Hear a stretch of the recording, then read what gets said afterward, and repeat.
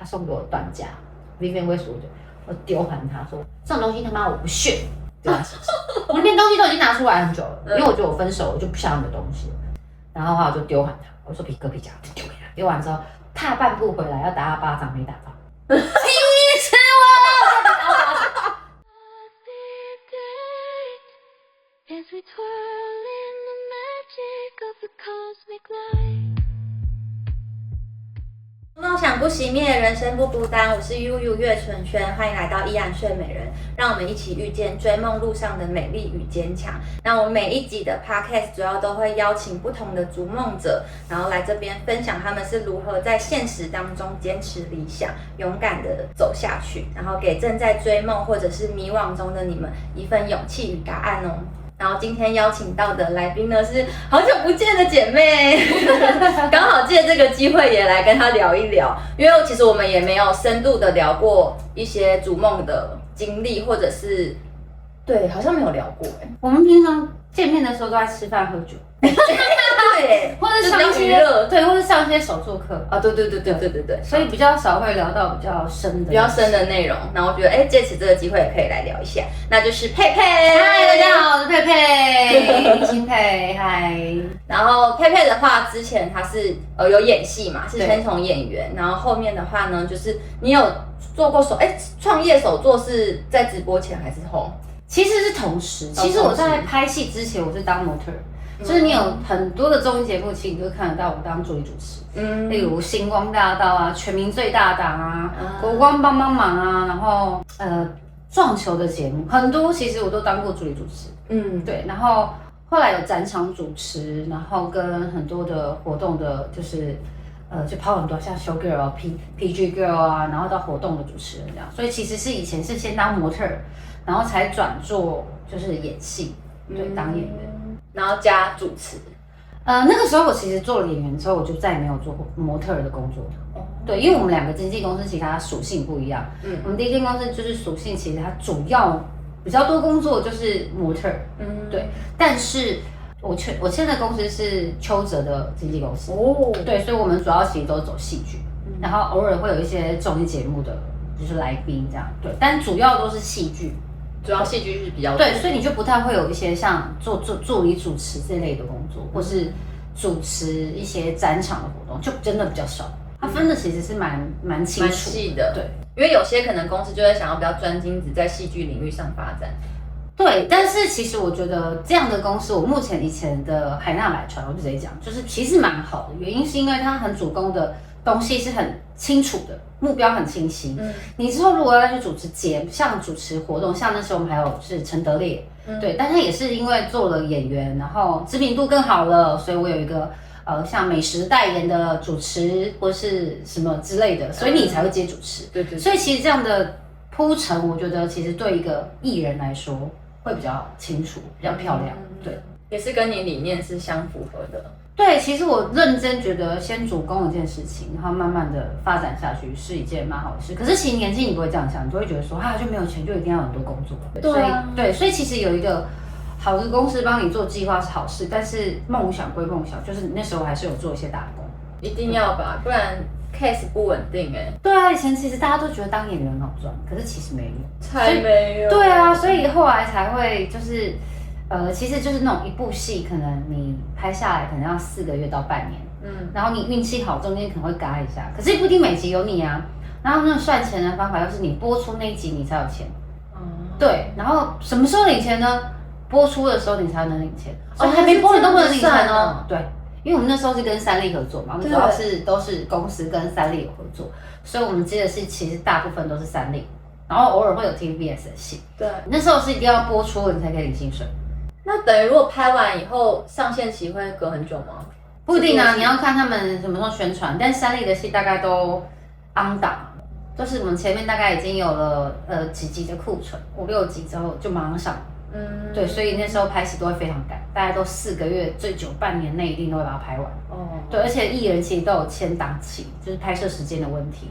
所以就是谢谢那些男女主角有签的档期，才不会拍那么久。但是就是电视剧跟偶像剧跟就是电影其实真的蛮不一样。真的，细致的问题。那你自己经历起来的话，你比较喜欢电视剧的还是？我现在的话，经历起来哦，我都喜欢，因为我觉得那是不同的挑战。对。但你要精致的话，当然会是电影类的会比较好。但是因为我们长期其实都是拍电视的，所以电视的人去拍电影，其实它就会有一个节奏的问题，因为电视的节奏比较快啊。对，电影的节奏其实比较慢。对，所以其实就会有一个需要的磨合的状态。本是不是也都给的很临时？对，有时候是当天才给你，等一下拍的本。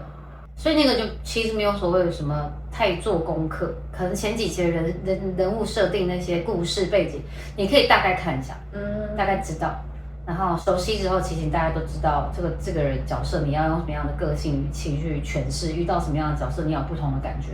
但是电影不一样，电影是本全给你，让你可以做足功课，甚至在这个之前你会有一个课程要上，就可以更细致一点。对，就是让每一个演员熟悉彼此之外，就是有角色的故事设定，然后去上这个课程，然后让彼此更了解角色跟角色之间的发生的一些起承转合。对，所以电视跟电影我觉得不一样在这边，但我是觉得都喜欢。但是现在如果你要我讲的话，我觉得能赚钱这件事情很重要。对啊，因为不能赚钱，其实你要在这个行业走下去的话，其实是真的蛮辛苦的。你一开始的追求跟目标就是放在想要当模特或是演戏上面吗？我一开始其实是高一的时候是读商业经营科，我高二才转华冈艺校。可是我没有想要当，那时候没有想要当演员艺人，我那时候只是为了想要转学而转学。是为了转而转哦。对，因为我以前读基隆特性压力很大，然后读商业经营科的升学班，哇，我那个压力大到我这中间就是那种圆形凸，因为你的及格分是90分，对，然后以前是可以体罚的，所以很常被打，那个最后几名都会被打，你只要低于80就被打，低于90或者85就被打，这么严格，非常严格，少1分打一下那种吗？对。而且是真的很严格，然后甚至会在走廊就是亲吻大地，就是你要手跟脚就是贴在地板，然后屁股要翘起来，你要想穿裙子哦。穿裙子也要哦？对啊，也要哦，因为他就是要让你有点觉得很羞愧，就是要让大家看。可是你是不会到曝光啊，是一定不会曝光的嘛。但是就是以前的体罚是很严重，会打屁股吗？什么打屁股、打脚掌都有可能，打手什么的，就是真的很大力那一种，很可怕。我以前也有经历体罚阶段，我是国中的时候吧，那是读私立学校，然后非常严格，就是也是会像你讲的那样，就是撑地板，然后屁股翘高。但是因为女生我们制服是裙子，格子裙，所以女生就不用，但是男生要，然后翘起来打屁股，男生打屁股，然后女生打小腿。我们好像没有打屁股，但他就是会叫你在那边，然后下课时间也要给人家，就是你就是要下课时间的时候也在那里然后撑给大家看这样子，撑给大家看啊。但就是我们的裙子其实是那时候是都蛮严格，就是要过膝，所以其实不太会曝光。也会穿安全裤吧？我不记得我没有穿因为真的是蛮热的，而且我才读1年而已啊，所以对。你为什么可以转学？我就是为了转而转，我那时候就准备了五专联合的考试的资料，然后跟华冈的报名。那华冈会报是因为我那时候我们在下课的时候，同学都会唱歌聊天，就不喜欢读书的那几个升学班的都会在那里唱歌聊天。然后同学说那么喜欢唱歌，那你就报华冈艺校。我说那什么？他说大小 S 都那边出来的啊，什么什么。我说是哦。我就想说他说你报报看，我觉得你可以上这样。他说你会漂亮，然后我就想说好吧，那我就多一个可以五专没有考上的话，我还可以读看华冈这样。我那时候完全不知道这是什么东西，那我就报了。然后我记得是先考华冈，然后华冈考完了，好像隔1天才要去考五专联合，可是我都报名。可是华冈那天考完之后呢，我才下山，因为华冈在阳明山嘛，我下山我就接到通知说我考上了。这么快哦？很快，真的很快。然后所以我就没有去报五专联，我就没有去考五专联合。我记得真的蛮快的。然后那时候我就因为我爸爸以前很严格，非常严格。可是他就有跟我讲过一件事情，就是他跟我说，你想要做任何计划，你都要 A 计划、B 计划。你的 A 计划没有完成，那你至少有个 B 计划在那里给你辅助。你爸也是商人吗？我爸以前是业务的乡里，对。但是他就觉得人生就是要有计划。你计划 A 不行就要有 B，B 不行就要有 C， 你要完全知道说你要有什么路可以走。对，你不要让自己慌张这样。所以我那时候其实我想要转学，其实我很害怕。我就已经要缴那个学校有那个校车的那个钱了。可是我不敢把这个缴费单给我爸，因为缴了我要继续读，我不想浪费他的钱，所以我撑了很久。最后我就写了一封信给我爸，跟他说我这压力太大了，然后我觉得圆形图什么，他也到会看过医生啊，看有没有心悸干嘛干嘛，这都没有问题。然后他就说哦，学业压力大。后来我就跟他说，我准备了这2样的学校的考试，然后我想要试试看。那如果我没有完成的话，我可以再继续读基隆路系。然后他就跟我有一天，我那天放学回家，我就很胆战心惊的，他就跟我说：“来，你坐下来，跟你聊。我现在死定了，我要被打了。”哇，你爸是会打你的？我们以前被从小打到大啊。对啊，很可怕。我们到大概应该只有到高1没有再被打，高1之前其实都被打了，打也很重的那种。哇，真的严父哎。所以现在就以现在这个状态的话，以前那样的话就是家暴了吧？对，但是那个年代其实你不会去想到这件事情，那个年代这样是很正常，就是真的是年代不一样。然后我就不相信，就1988这个前后的人没有这样的教育过，对，或者学校有被体罚过。然后总之我就回去之后，我爸就跟我聊，然后我就跟他说：“你确定？”我就说：“嗯。”然后他说：“好，那你去做，你没有考到的话，你就给我乖乖好好的在基隆和新读毕业。”我说：“好。”我记得那时候华冈要考试要考柔软度、自我介绍、才艺表演，然后我就准备了张惠妹的歌，然后跟自我介绍。那我也从小以前是有学过芭蕾的，所以我就做了一个柔软度很好的动作。我记得有一个是劈腿，然后另外一个好像就是趴在地板，然后把脚尖往上，然后头往后，可以脚尖碰到头。哇，那你柔软度很好，我柔软度真的很好。现在只能侧劈而已，那样子就已经现在做不到了。然后去了之后，他都没有，因为他就是老师坐在前面，然后你知道，我不知道他的后面是站学长还是同一届的，但就是你知道是学生，华冈的学生。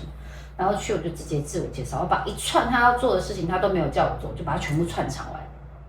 我自我介绍完，那我现在要唱什么歌？唱完之后我就说我要带来柔软度，我就直接做，做完我就谢谢。他就说哦好，谢谢。台风也是很稳哎。那时候就觉得只是考试啊，他可能不会叫你干嘛，可是我就觉得说我赶快把它做完就可以离开。我没有想那么多，我就觉得哦就是考试内容啊，考试内容不就应该要直接做给人家看吗？好像也是，就我没有想到说他会不会 Q，所以我就想说我都知道的话，那我就赶快把它做完，赶快结束这样。然后所以后来就上了，然后上了之后后来就有去报道。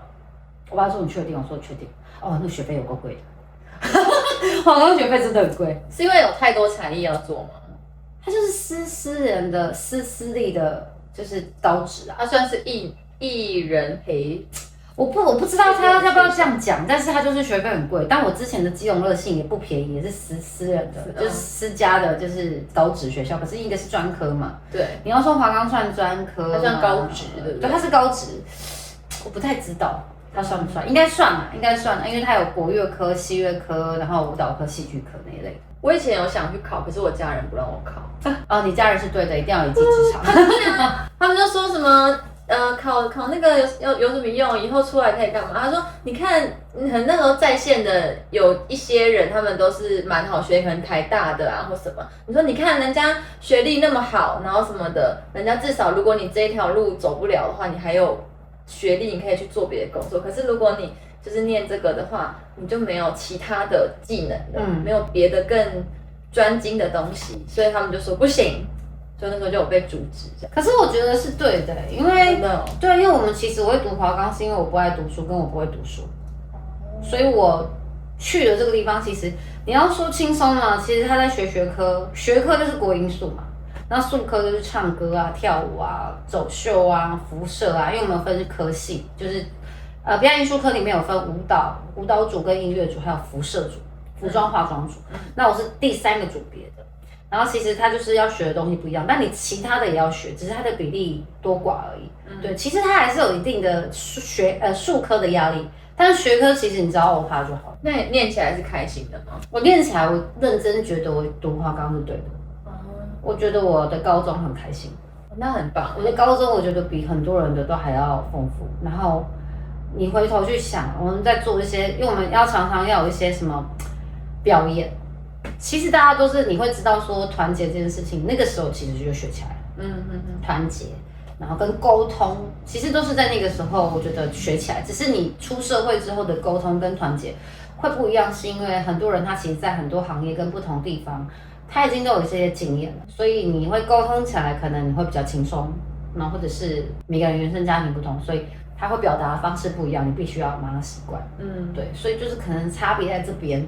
对，可是以前读华冈的时候，就大家都会觉得那种穿制服就觉得哇，我们就是你漂亮、帅啊，等等之类的，就会有那种假光环在。对。然后现在看到学弟妹的时候，我就心想说，卖球，没啥，我想了，就是没有什么，就是那就只是制服而已。但是念华冈是不是资源也比较多？没有啊，没有吗？我觉得没有的原因是因为我们的校长就是不太准我们在读书的时候去外面啊试镜啊，然后接工作。你要不行，你要6日，不能平日，他不让你请假的。对，他不让你请假的。但是就是我们都是偷偷用病假，就是一定要去看医生有证明的方法请假，去试镜啊、拍广告啊等等之类的。对啊，因为我记得我之前也是蛮好几年前，就是有拍一个电影，然后那个电影的公司他们就是会特别去。比方说华冈，或者是庄敬，对，庄敬，然后去找学生，然后把他们签进公司，然后特别因为为了要捧他们，所以就是拍了这个电影，然后他们就是主演这样子，所以就觉得其实你要念这种，比方说庄敬或者是华冈，你才有比别人有这些机会啊，是没有错，但是要看那个时候的校风跟校规如何。我们在那个年代的时候是不太能用平日去接工作，不能请假。那后来校长有没有改变你想法去做管制？那我们就不知道。但那个时候的话，对啊，你可能会认识一些行业内的人，但是其实你没有太多时间去做这个工作的话，其实毕了业，你要真的很让人家很喜欢你，你可能也才会继续接触。我们很多人其实毕了业之后都是结婚生小孩，不是做这个行业的所以他其实也没有绝对比别人有什么样的机会。应该说你一定会比别人有机会，大概多20%、30%，但是选择都还是在自己。是。你真的毕了业，在什么地方，你其实想要接触这个行业的话，其实你都可以有。你看到什么比赛，你想去。然后什么丢履历很多，其实都是还是可以有机会，还是有真的还是看自己选择啦，我觉得。那你这样后来就是接触直播，算是也是在演员的这一段时间里面吗？还是说你是后来才转直播？其实我都是一次最多2份工作，除非我那时候是完全 on 档，像那时候拍三立的《喜欢一个人》，拍《喜欢一个人》是第一部三立的华剧，三立的第一部华剧，那我就有。试镜到里面其中一个角色，然后中间在拍《喜欢一个人》的中间，就有另外一部是我记得是华视的，台视的《粉爱你》，然后所以我就客串了2部戏。那时候我就没有办法在别的地方打工，我就是要真的是按所有时间给剧组。对，那你会知道拍完之后，就是中间如果你会知道说会空很久，我就会找个地方做 PT part time。对。然后直播这个工作是因为我其实后来没有做演员这个工作之后，我其实去做了品牌的行销公关的助理。对，我们那个公司代理很多产品，例如滑雪的、滑板的，像 Native， 然后或是 Komono 就是手表，然后还有很多像你看到的，就是大家会知道有个店叫做 Allright， 那个里面的东西也都是我们那时候的那个公司代理进来的品牌，很多品牌。然后在什么华山那边，它有一个 Jimmy One、Jimmy Two， 就是滑板店，对。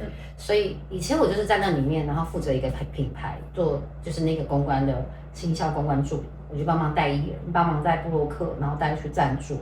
然后负责联系，然后就大概做了8个月吧。然后在这个中间，我就开始有做直播，然后还有就是运用我以前做过的，就是脸书跟 IG 经营起来的，我再去做业配。所以我是一次其实是3样工作在跑，同时做，对，经营。对，但是我会接触直播，也是因为我那时候的男朋友，对，我那时候的男朋友人家找他做，然后我想说好像很好玩但我就自己偷偷玩，还偷偷，我就偷偷玩，我就偷偷就是想说好是什么，我想要知道。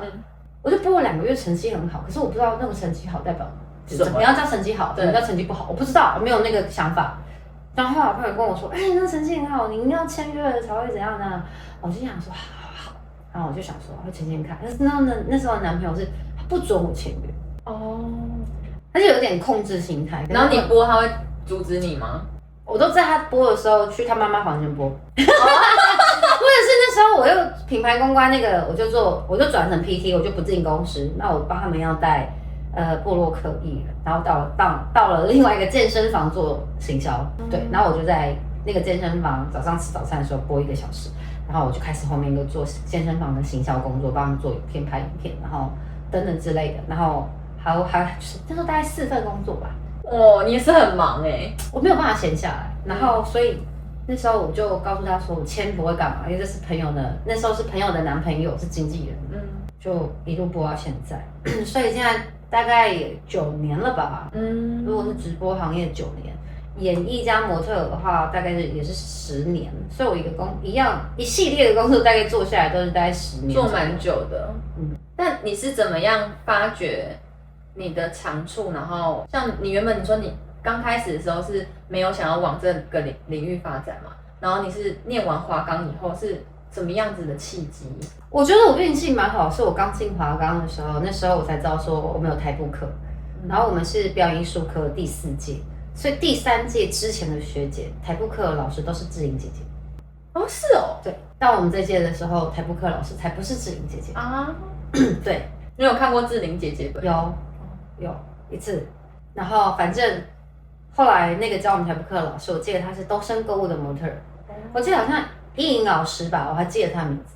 然后那时候因为我算班上也算蛮高的，然后瘦瘦的女生，但我觉得我那时候是胖的，如果跟现在比的话，你现在太瘦了。对，但是那时候就是婴儿肥，我觉得就是比较胖，比较有肉一点这样。对，然后他就介绍了我第一个合作的经纪人，然后他就带我去认识他，然后我就拍了一些那种在墙边可以直接拍的那种 model 卡，然后他帮我用成纸，然后帮我丢试广告平面，我还真的有接到巨匠电脑的，我记得平面广告，对，然后可是那时候拍起来好像回头看，我说天哪，那个脸好大哦，天哪，那个跟喜饼那种传统喜饼的那个饼一样大，你知道吗？你知道那种这有那么夸张？真的很大，你知道吗？然后那个胶原蛋白，哇靠，满出来可以拿来卖了。哦，真的，我跟你讲，那真的是很肉，因为你现在超瘦的，所以我很难想象。现在是要有年纪了，你要想那个时候的状态，差20几年前了，我现在要40了。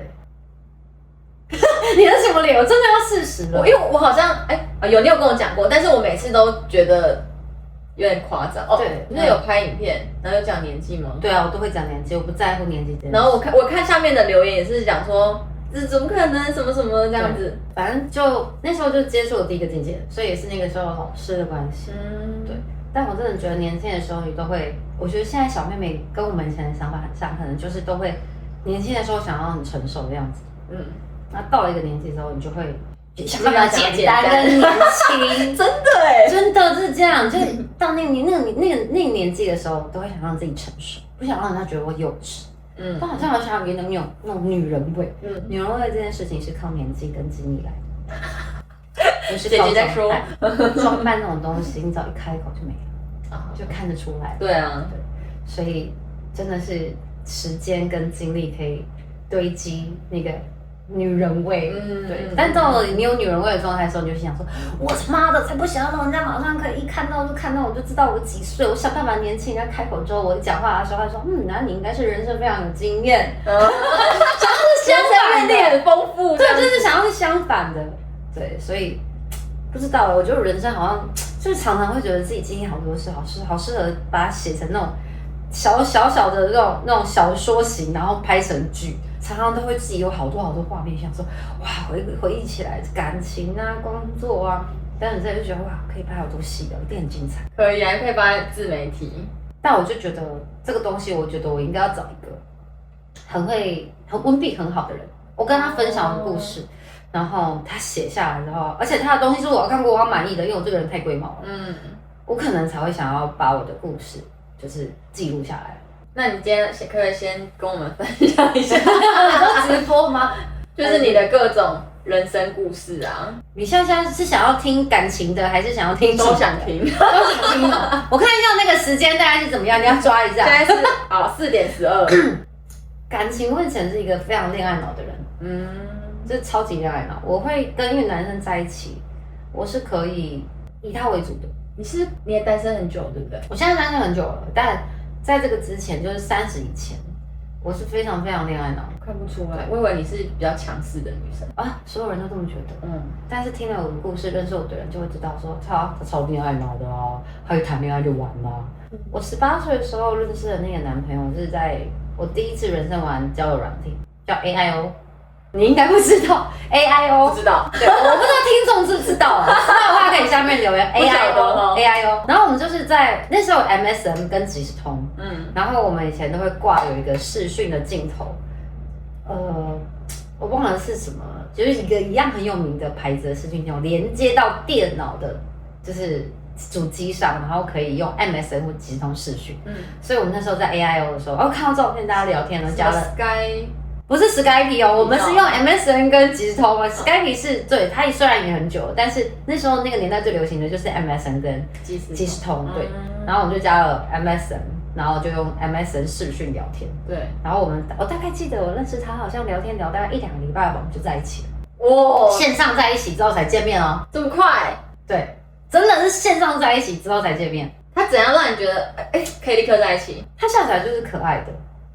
那时候没有修图光，骗人。那个时候的器材其实就没有办法修图，就画质没有很好，看起来也是蒙蒙的。那我也是蒙蒙的这样，但你只能自己调一个你觉得漂亮的角度。然后我记得见面的时候，那时候是在某个捷运站，他家附近的捷运站。太恋爱脑了。他看到我的第一眼的时候，他就跟我说：“哇，你本人好大只哦。”因为很高，是不是？对，因为我很高，我那时候高中在168吧，然后他号称175啦，号称，但实际上，大人男生这个身高，我又瘦，我看起来又比较高啊。我那时候高3了嘛，我们见面第一天去的，我好像是他生日还是我生日，然后办的聚会就在钱柜，士林钱柜，就这样，然后我们一在一起就在一起了2年。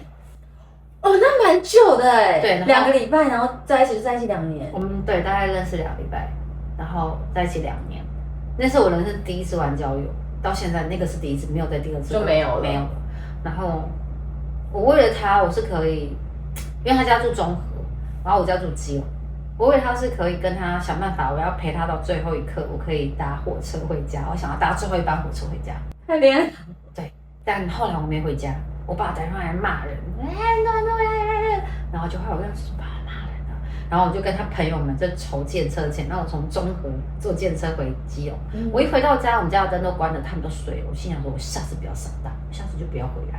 我就假装我回来了，隔天就跟他说我很早出门。你也是很叛逆我是从高中大概快要大学，大概18岁的时候才开始叛逆。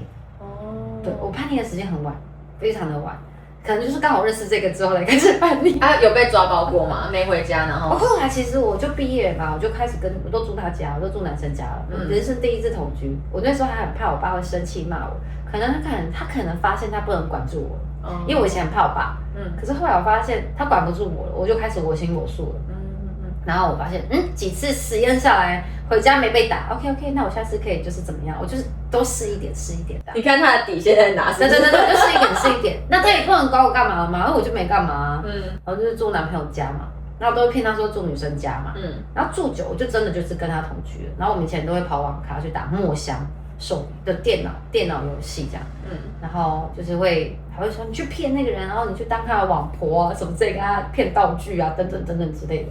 就是那个时候是我觉得，虽然在这个之前我就有交男朋友，可是我觉得那个时候18岁的男朋友是我的初恋。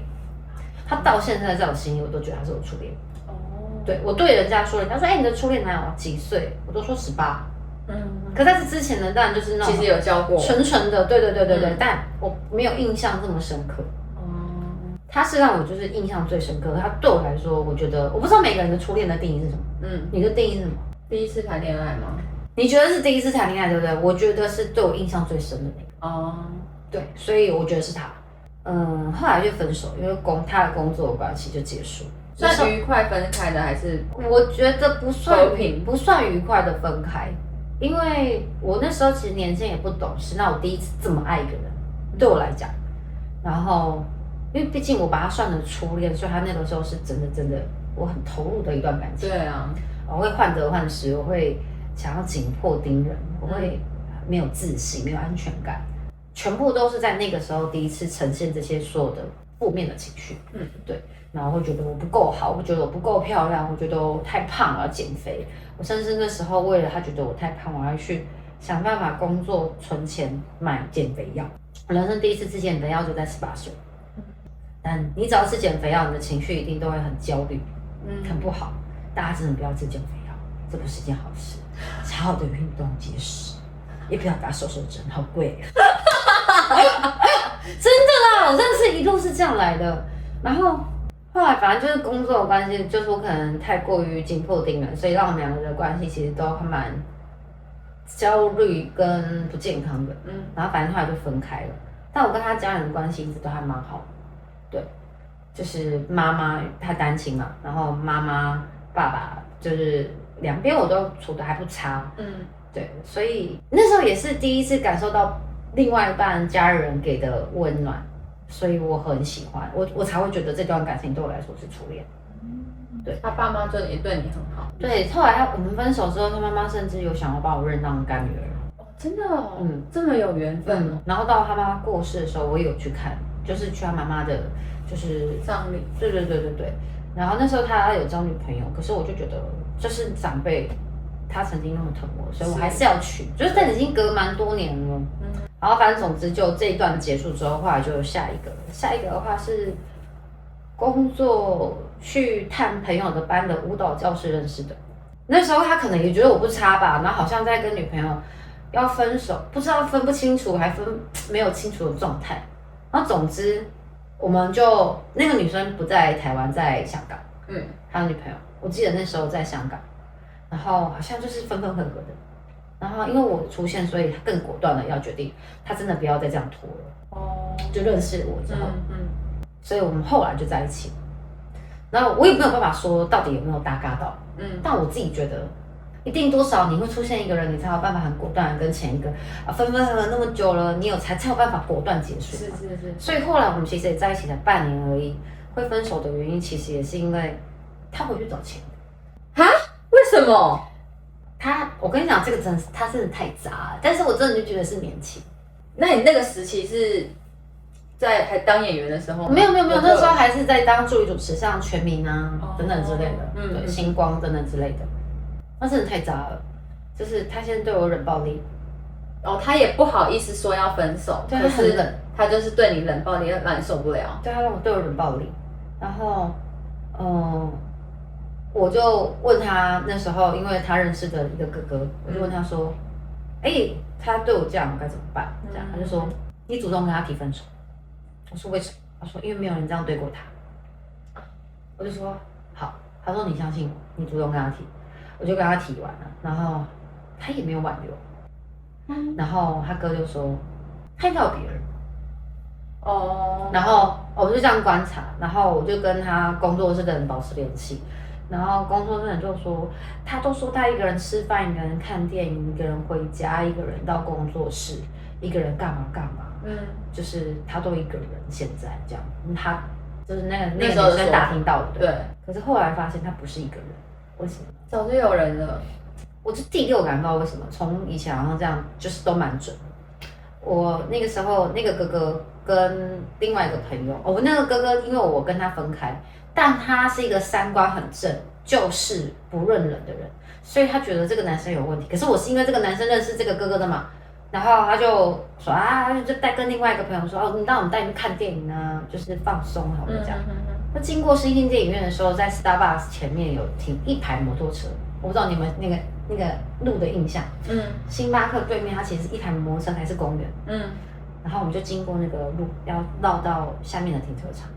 然后停到那排摩托车的时候，我坐副驾还坐后面有点忘了，我就往右看，我就再回头跟他说，我觉得我等一下会看到他的摩托车。他就跟我说不可能啊，我就再往右看一点。我说我看到了，停在那。他说真的假的？女生的第六感真的都很准我说真的，那我们换一间看，我们去信义，然后就跟朋友讲这样，我说我不要，我要等他。他说你要等他，我说我想要看他是一个人看还是2个人看，因为这个电影院是我带他来的，他既然会来这，就是一定是看电影，他说那你等到了你可以干嘛？你要等这件事情的目的是什么？我回他说我就直接死心，如果是2个人，如果是1个人。我一样会放手，但我就是要看到了才会死心。因为那时候我很难过，每一天去 in house 信义的一个 lounge， 就一直去喝酒，一直就是觉得为什么怎么会我这样子，他竟然没有挽留，等，然后后来我就等了大概4个小时。你也等很久，你太有耐心了吗？我是金牛座我要做到的事情我一定会做到。我想尽方法，然后第2个小时的时候，我好姐妹就打来。你在哪？我说我在星星这。在星星干嘛？我说我要等他，我看到摩托车，我想要知道2个人还1个人。他说你确定你要做这件事情，你不会更受伤？我说不会，我会死比较快。如果是2个人，我一定死比较快哦。然后后来好姐妹说，我看完电影去找你。我说好，他就来找我。他一到之后，我们就3个人还4个人吧，然后就在那边等，陪我等。好姐妹就说，我口很渴陪我去买水。我就说好啊，我就带他去买了2瓶矿泉水。然后他正要买前面的那个鸡排炸物，想说要陪我耗时间呢。我就看着会戴一个那个帽子，就一定是会他戴的，不会有人戴那种帽子。我说我看到了，旁边跟那个女生，我就走过去。他说你等一下，我说他拿了2瓶矿泉水嘛，我就跟着走过去，我就隔一段路，我心跳跳超快的，我脑子里面一直在想说，我接下来我要跟他讲什么第一句话。后来我就走到他摩托车前面，然后那个已经是比较靠近尾巴了，所以没那么多人。我就走过去，然后站在他摩托车前面，我就看着这2个人，他看到我傻眼，我就说，哇，我真的不知道哪来勇气，我开始就是没有这么凶过。他说，你有跟他说你还没跟他完全分手的时候你就跟我在一起吗？你有跟他讲过吗？因为是他前任，我看到的就是他前任。可是在这个之前，他把他前任讲得很难听。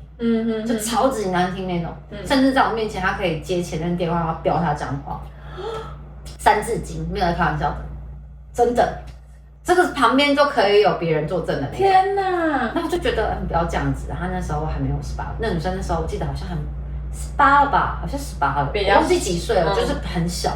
我说你不要让他不相信爱情，这样就是他就是跟你分开了，所以他想要挽留你，所以都有这些举动嘛，然后他觉得很烦啊，他就会就是骂他。我说你不要讲，我就是扶着他手，我说你不要讲。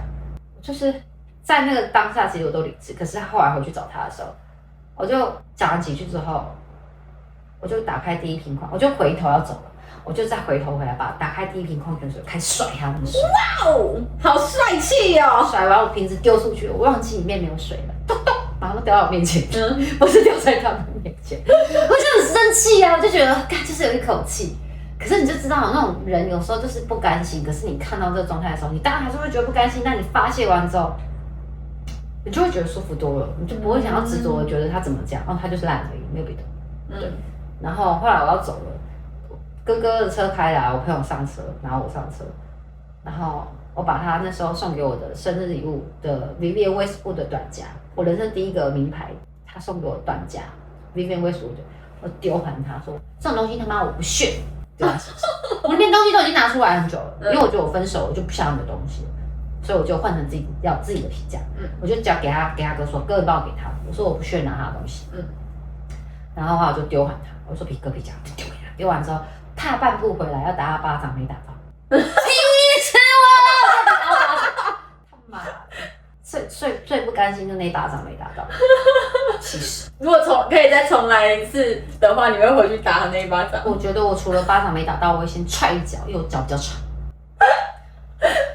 这就是年轻嘛，意气用事啊，怎么了吗？就是我人生的故事。很凶但我不甘心啊，凭什么？你在我面前把他骂成这样，你出去吃任何东西，我对他超好的就是因为记前一个的关系，所以我知道说我不要对男生，就是旁边的异性太过于有敌意。所以他工作遇到的，只要是有女生一起工作，我会帮他们一起买水，我会帮他们做人情因为我就觉得我不要跟以前一样的，可是殊不知这样并没有让你懂得珍惜啊。是，对啊，然后路边摊就是像那时候还有敦化成品，然后路边摊有卖围巾啊什么什么的。我要买围巾，他是要付钱，我不给他付，他会跟我生气。我就觉得说那是我要自己买的东西，为什么要让他付钱？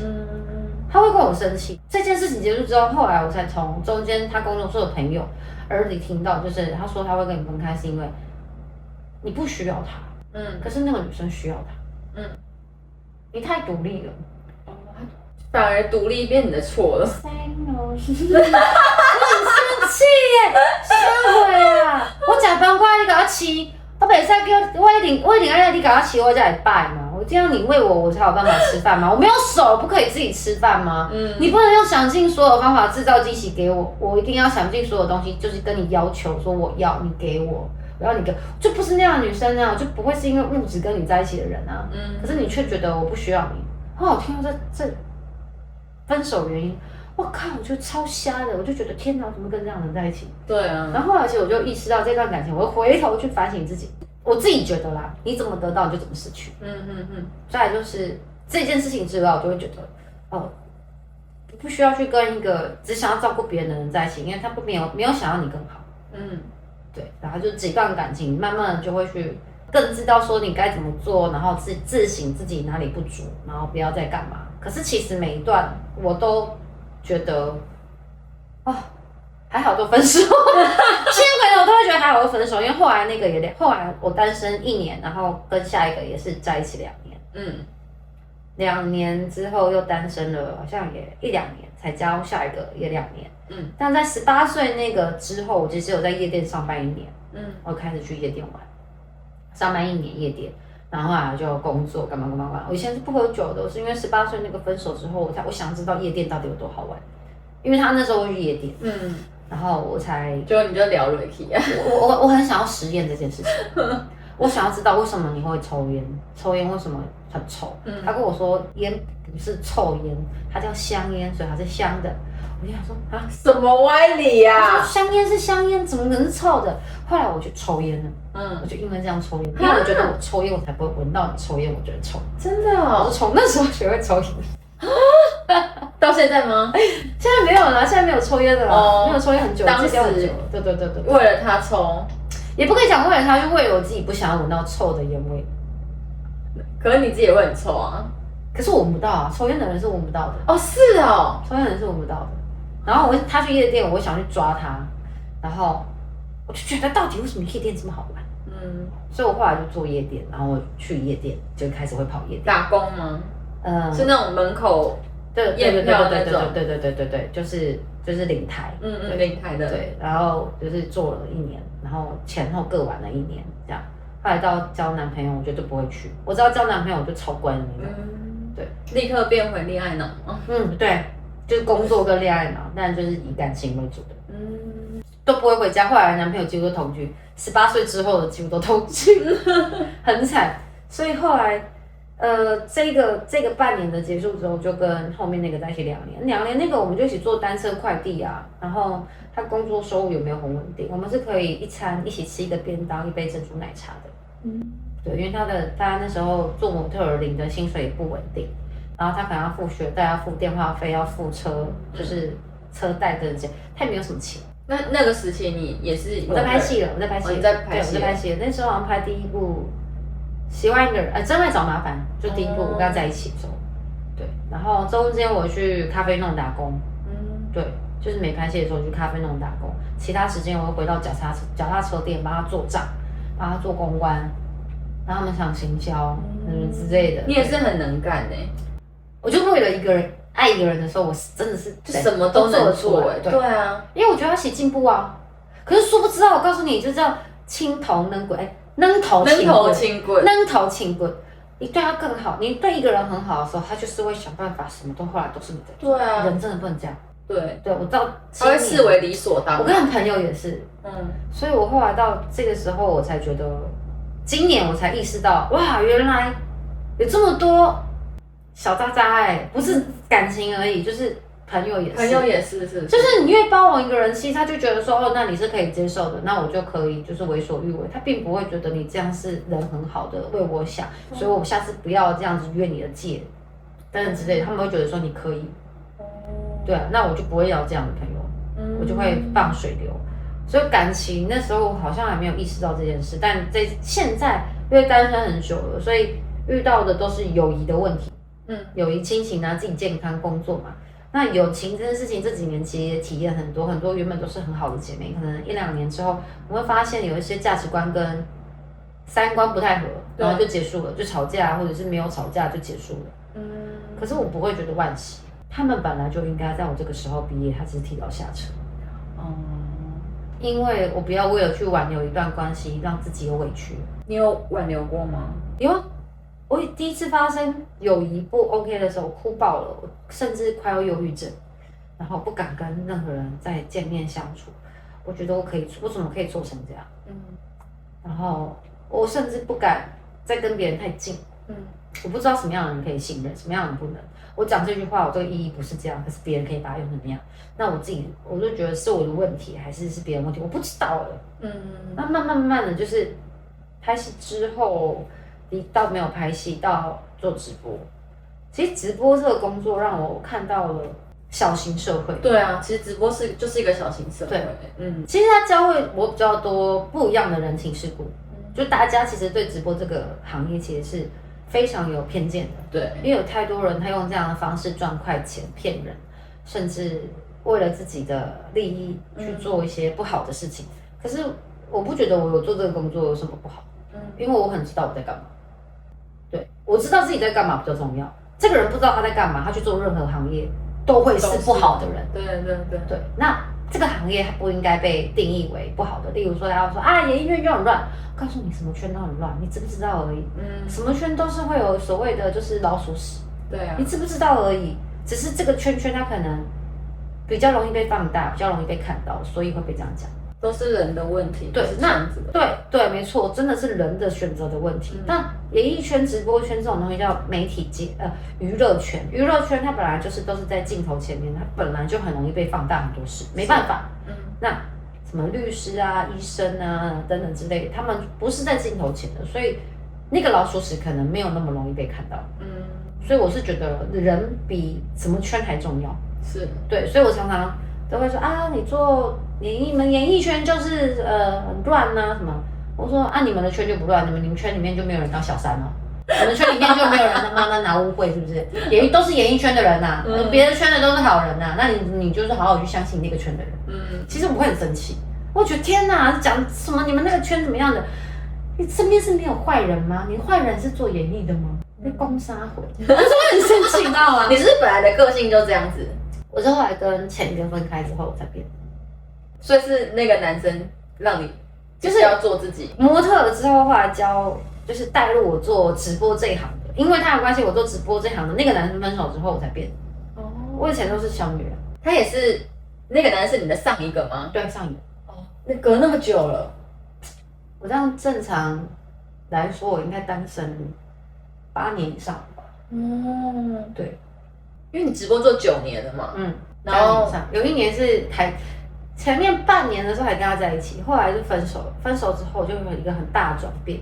我原本从直播是那种就是比较温柔型，锵锵型的，到后来我变超凶，我变成女馆长。他做了什么让你有这样的转变？我觉得他的人格不太健康。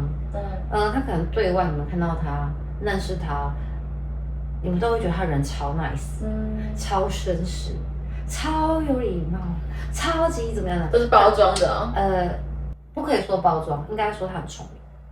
那是他的工作的领域，所以他可以把自己做一个好的形象，是对的，是聪明的。但在感情部分的话，我觉得可能他有可能他的故事，所以导致于他对于感情上会有一些不安全感，导致于他会想要去控制别人。他不知道讲这句话，其实他就是在情勒。我常常都跟人家，他们都没有办法听得懂，怎么会有落差那么大？什么意思？我就说这个举例，我每次都用这个东西举例。我都举例说，因为他房间很小，那以前跟他住在一起嘛，我们就是要帮他拖地板、擦地板，我都是用湿纸巾的，我都习惯跪着擦。因为从小被教要跪着擦地板，角落要干净才会干净。我妈妈教的，实在是从小被教当贵妇。然后我就跪着擦，然后她洗完澡从浴室走到客厅，抱着浴巾要回房间。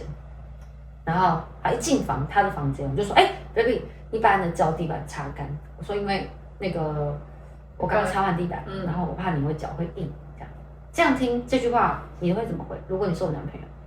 就很正常啊，你就擦干啊，对吧？对啊，那时候我还跪在地板，然后抬头跟他讲，你知道回我什么吗？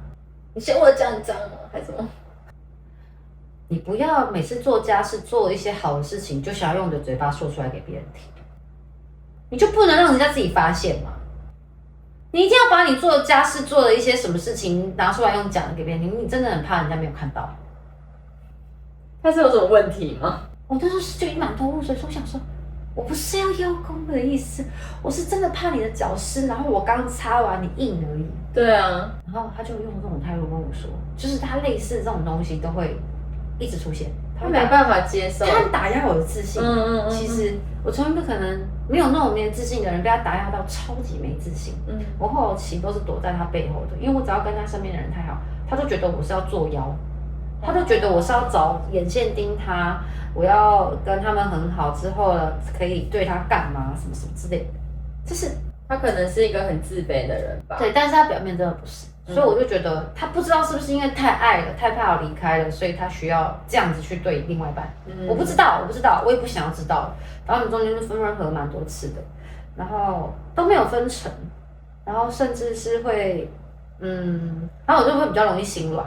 后来最后是分成的原因是因为我知道这个分手一定要他提，我忍了非常久，我就让他提，他就传一个简讯，手机简讯来而已。用简讯分手是怎样啊？简讯分手，我没有微信有赖，他就用手机简讯分手。我看到的时候其实是我有哭的，但是我那天是睡了8个小时，在跟他分手前，我都大概睡4、5个小时，我就会醒来惊醒。跟他分手睡8个小时，难得睡好觉，我觉得终于结束了。但是因为我们那时候其实还在同一个地方工作，所以多少还是会看到这个人的行踪或者是出现的影子，所以我还是会就是你也不可以说难过，我不知道那个感觉是什么，可能你累积在心里面的很多情绪，突然间在那个时候全部爆出来。所以那时候直播很常哭，然后我以前不太能表达自己的情绪，所以我等他分手之后，我告诉我自己，我不要再被控制。我要做我自己想做的事，就大反弹。真的哎，所有的情绪都放在直播里面，只要里面有人控制我，只要我觉得很夸张的事情，我就直接屌。哇，真的直接屌，真的是女馆长，没有所谓的气质，就是一个地痞流氓。真的，我没有在怕。但你也不怕观众会不会被你吓跑？不怕，或是就你就滚啊！怎么样？我那时候就想说，你就给我滚啊！你就滚啊！我就直接跟他们说滚。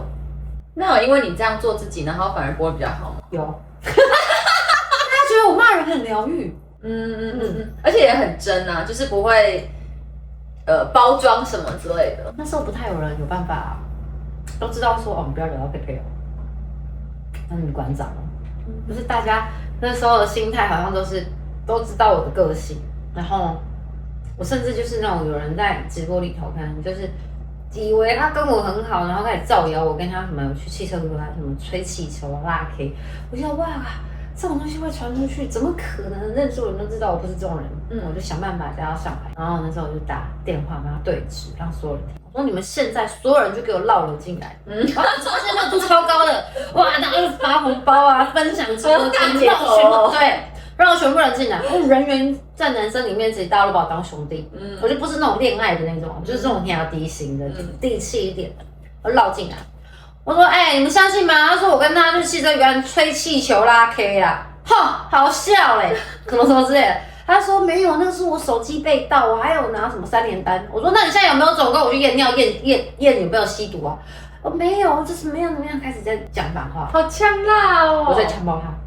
然后下面打字的人就一直在笑啊，都有佩佩温戏啦，遇到佩佩你温死的啦，白痴啊！我说我是没有在怕的，如果你们要去造谣我的话，我想办法，我一定会说出实话。我这个人什么不怕，我讲实话，我愿意讲。你敢不敢讲实话？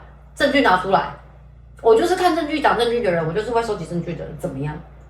对，我就是后来就变这样，然后再播在那个平台大概2年吧。我后来发现我越来越夸张，我发现我不能这样，真的，你就有点失控的状态，是不是？因为你要想跟那个人在一起2年，我就慢慢的被摧毁了所谓的自信心，对，跟你这个人。你会突然间不认识自己，你什么东西都在学别人，想要不要被骂，不要被他否定。他会告诉你说，你可不可以做你自己啊？我现在说我做自己，你还骂我啊？我做别人，你会觉得我怎么样？我不知道我到底那时候是什么四不像啊。所以我后来我就告诉自己，就分开之后，我就告诉我自己，我要完全做我自己。我不管你们喜不喜欢，不喜欢就给我滚。哇哦，我都是大反弹。可是那就是没办法，那就是人可能会因为一些事情、人，然后导致于你的性格会改变。可是我后期也有发现，我让大家害怕我了。看直播这个东西，其实它是娱乐，不应该让大家害怕我。我开始觉得我自己太夸张。我去反思了这件事之后，后来我就告诉我自己，我要转另外一个地方，我要改变。因为在这里改变一定是更惨的。所以我就换了现在这个平台工作，然后我真的改变，大家初期还不相信，可是我就真的变了。你的转变是从近期开始的吗？没有，就是那时候开始进现在的公司，就8年，2年7年，我在这个公司今年要7年了。第1年的时候，7年前进去的时候就没有像前平台一样这么的卡。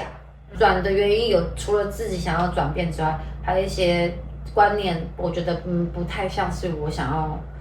有一些文化我没有那么喜欢的，我们就只能讲到这里啦。就是我没有那么喜欢，可能我觉得不太适合我的个性。对，所以我后来转数字，然后我就想，大家那时候也都不看好数字啊，都觉得它就是一定要干嘛干嘛。可是进来之后，你才发现数字并没有这样。数字其实比较像是，你自己经营你自己啊。公司其实它不会要求你一定要干嘛。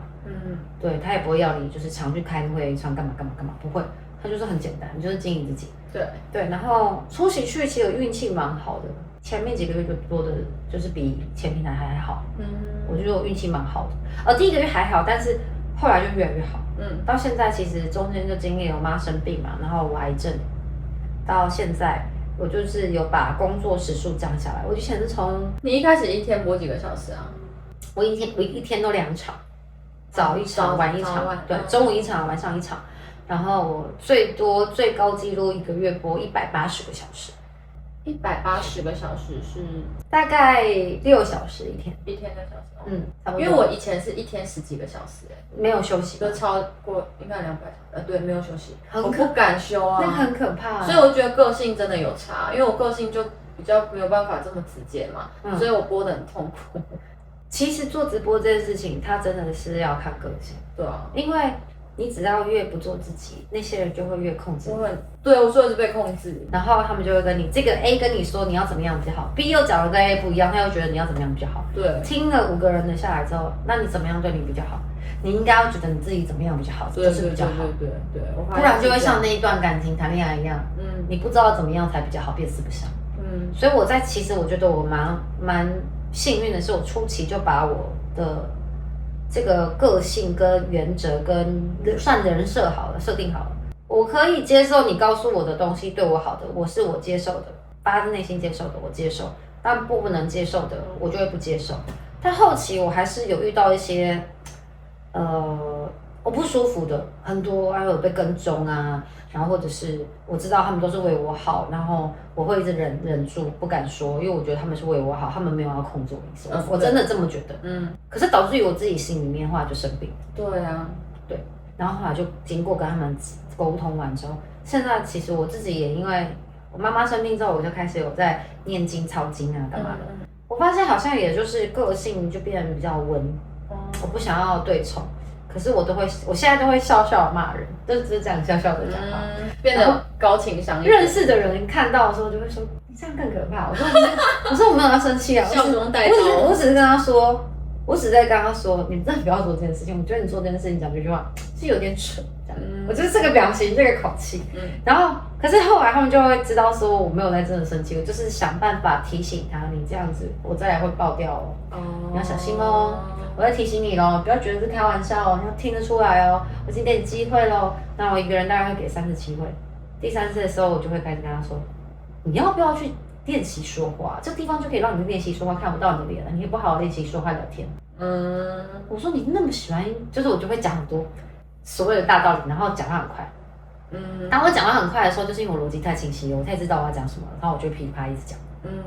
然后他们全部人就会大笑，你要点开炸了炸弹。可是我不会像之前那么扯啦，就是可能骂脏话，或者是就是这么的女馆长。但是平台不会禁言什么的吗？不会啊。但如果你要换那个的话，有些平台是会的哦。我知道有些平台会，但是现在很多平台其实就是规章一直在改。大家都说数字以前不能干嘛，但后来也可以，就都在改啊。是哦。对啊，很多平台都在改啊。以前说海边不能干嘛，都在改啊。那你前期直播，因为你可能是比较压抑，时间也都是播蛮长的，是因为这样子让你觉得很疲劳，然后你才意外发现你生病这件事情吗？这跟直播有关系吗？我觉得跟很多东西有关系，然后再来是跟自己的选择有关系。就是其实会得甲状腺癌是因为做健检检查出来的，但做健检之前，其实我就有一段时间觉得很累，我一定要睡午觉，我一定要睡1个小时，不然我晚上没办法工作。我是累到是眼睛会在直播间快要闭起来那种，很可怕。然后真的很累，然后脾气又很大。然后我那时候没有想到我是先有甲亢，因为我以前小时候就有被怀疑过有甲亢，因为眼睛比较泡。因为我爸爸也是眼睛比较泡，是遗传性的。就是泡这件事情遗传性的，但甲状腺这件事情没有遗传性，我们家没有人有。然后所以后来做了健检之后，发现之后，到治疗完、开刀放射做完之后，我有去回头想，我那前面发生癌症的前几年，我的状态是什么？为什么我突然间让自己生病？我才发现我蛮会去也是被情绪勒索一些事，然后你会逼自己接受，你会逼自己吞下来，你会就不能说的很多事，我没有窗口，然后你没有答案，你在心里面纠结的时候，其实那是最容易累积负能量在身体里，然后导致于癌细胞吃这些情绪长大。因为人的身体里面其实都有癌细胞嘛。我后来就觉得我要把这些不好的东西，我要像癌细胞一样把它切除，包含我觉得在我心里面那些东西。我那个时候就下定决心。所以生病其实也算是你个性上的一个转变。你是先感情分手后开始变得比较会愿意做自己一点，然后是隔了多久以后，然后你才发现生病了这件事情？大概1-2年吧。1-2年后，2-3年1-2年吧，大概就1到3年之间。它就是接踵而来，长期的压抑跟没有表达出来，然后开始分手后一个觉醒，然后开始有转变后，隔多久，身体也跟你讲了。对，但我不觉得它这些过程，我不觉得它是不好的，原因是因为我有我的人生经验，这就是我累积下来的故事跟经历，所以我才有办法，做我想要做的事情，让更多人知道，你的经验就是独一无二的，就是不会有人跟你一样。对，你就算是有癌症，这个人有癌症，但你们之前经历的事情，会让你得癌症的事情，就是不一样的。所以你的现在所有人生经历的事，都是独一无二的，都是非常的需要去珍惜的，不管是好经验还是坏经验，因为只要有事情发生，你才有办法成长。你一切人生都顺顺的，你是不知道怎么成长。对啊，对，所以坏事情的发生，它就是最好的老师。当然，好事情的发生，你只要选择在里面看到自己不足，可以更好的状态的话，它也会是老师。但人呢，很难在好事情里面人性，对，你都只会在坏事情里头才看得到这个东西啊，原来很痛苦啊，负面，最后好像是有得到一些，就过了很久才说原来那时候我在那个经历里头，我在癌症里头我得到了什么。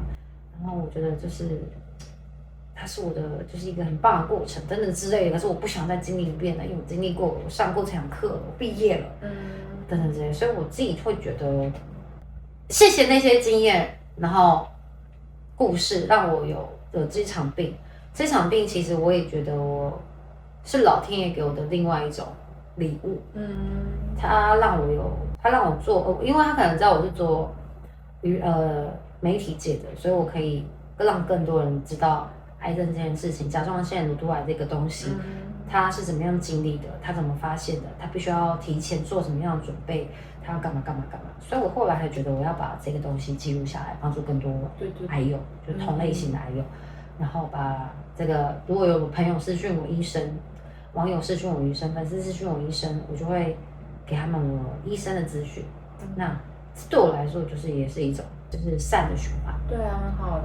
对，所以我就福报。对，所以我就不觉得他有什么，觉得一定要后悔啊或者是什么的。我现在人生目前没有什么觉得就想要重来的事情，因为我觉得好像都应该经历。那你觉得生病过后影响你最大的改变是什么？所有的改变，自己，我告诉你，所有的改变都不是马上，它都是在经历下一件事情的时候，你会回头想到，你有想到说，我都已经癌症过一次了，我现在遇到这件事情，我还不想想，好好先以我自己为主，一直在为别人着想，到底在干嘛？我又不是在害人，这也不是自私，我就是先为自己好而已，这个好并没有害到你，那我为什么我不先为自己好？我永远都要帮别人找理由借口，到底为何我要？对，我才会去思考到说，哦好，扔头请骨这件事情，对，我不要再做这件事了，不要去人家说啊，不要去就是计较太多，对我不会计较太多，但我就是会讲完我该说的，我没有情绪的去沟通这件事情，讲完我该说的。那如果你的处理方法跟沟通方式，我觉得我不能接受，但我不会觉得你是错的哦，我不能接受，好，那我就会跟你断掉了。你可以本来就有你的想法，你的想法可能有很多人觉得是对的，对不对？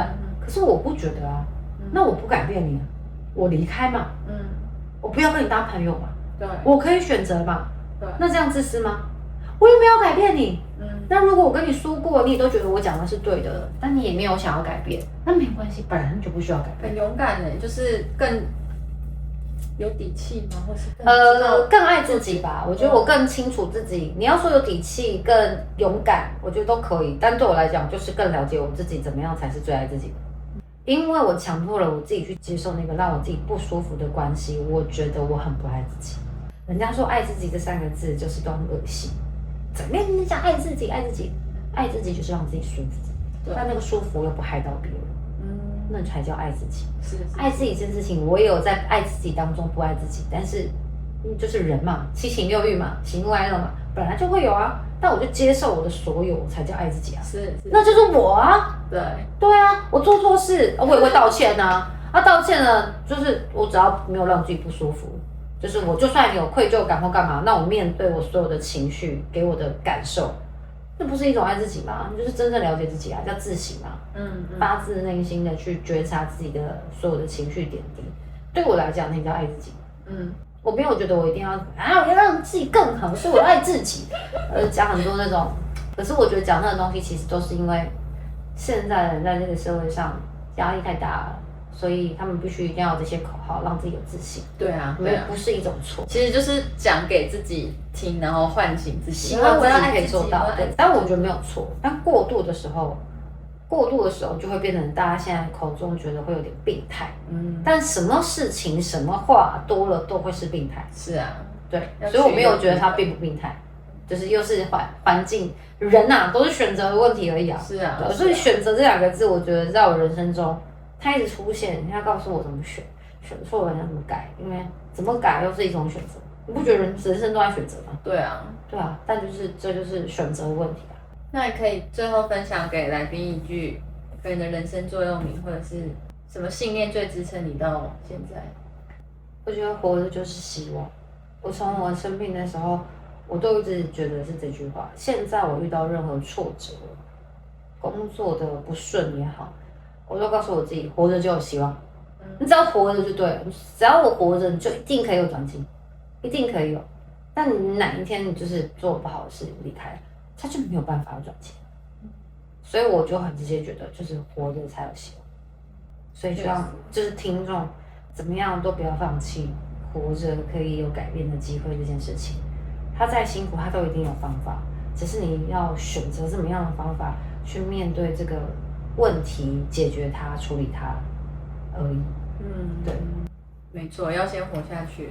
对啊，不然大家就说啊，没有人像你天生这么乐观。我乐观，其实我人生故事很多，我也是被磨练来、选择来的。对啊，都是念头啊。对，如果你觉得它是很痛苦跟就是没办法改变的情绪，它就真的没办法改变。对，就是选择啊，你要选怎么样的情绪，那一开始一定没办法，但那种东西就是真的是要练习。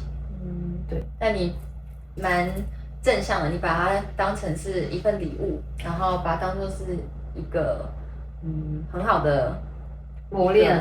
对，我不想认输，不一样了。对，我就不想认输，我就不相信我们可以被打败，我不要认输。对，就算输了，就是打电动嘛，死了之后就回来而已。我指的那个死的是这个东西结束了，好，那这个计划失败没关系，我就做下一个计划了。对啊，国父不都是革命了10次才成功的吗？没错。对啊，马克思也不是一开始这么有钱的吧？是马克思吧，还是川普？川普都负债嘛，很多人都是对人生都不是一开始就顺遂了吗？只是你要不要坚持下去，或者是活下去。好，那我们就谢谢佩佩，不客气，谢谢大家，谢谢大家。如果你们有想要听其他逐梦者分享他们的故事，也可以在影片下面留言哦。那我们下次影片见，拜拜。